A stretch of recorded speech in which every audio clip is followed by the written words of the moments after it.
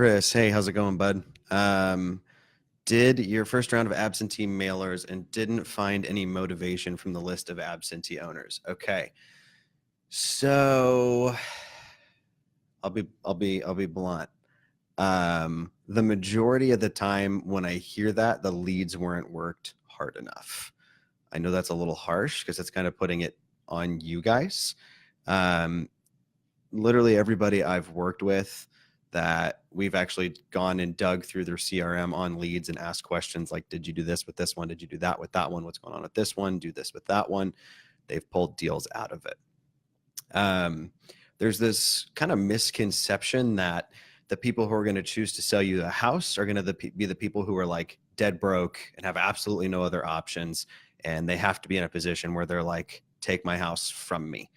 And those, we call those the low-hanging fruit. They do come around, they do happen, but if that's what you're waiting for, you're going to miss out on a ridiculous amount of deals over the course of your career, over even the course of a campaign. The other thing that I would say is on the list you did, I would look at what sort of follow-up you've done. 2016, I did 5 off-market transactions.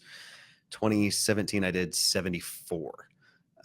Biggest thing that happened, I kept following up with people. I kept working the leads. And what I found out, actually based off of my data, most of my sellers don't actually convert till 6 to 7 weeks after the initial, hey, we've gone out, we've looked at the property, we've made an offer. I would also look at, are you trying to pre-qualify too much too soon? A lot of investors get this like, they get picky with leads. And I'm not saying you did or didn't do this, but a lot of them will, I'm not going to go meet with that person. They don't sound super motivated. I don't know what's going on there.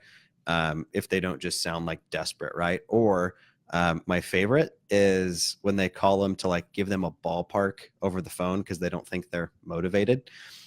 Here's the thing. My best leads come from the people who call in who are asking too much money because nobody else is going to meet with these people. So we show up, we educate them, we walk them through their options, and none of our competitors are even giving them the freaking time of day, right?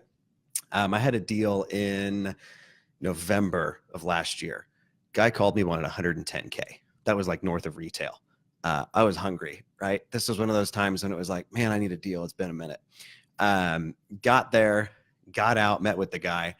And I was like, man, it's a decent house. It was one of those like old big houses, but just like everything needed something done to it. So it was going to be a massive, massive rehab. And I was like, man, I really want to buy your house, but I don't know how you got to your asking price. Like, nothing's ever sold for that much. Nobody's ever paid that much. And the guy literally like sits back on the couch and he's like, Ryan, I'll level with you. I pulled that number out of the back of my head. I thought it'd be cool to have $100,000. And I was like, okay, I'm quite a bit lower. And he was like 80. And I was like, lower. He was like 60. No. 40. And I was like, man, I don't want to hurt your feelings. Ended up getting the deal for 18 grand. Literally, what is that? An $82,000 price reduction from his asking price because I showed up.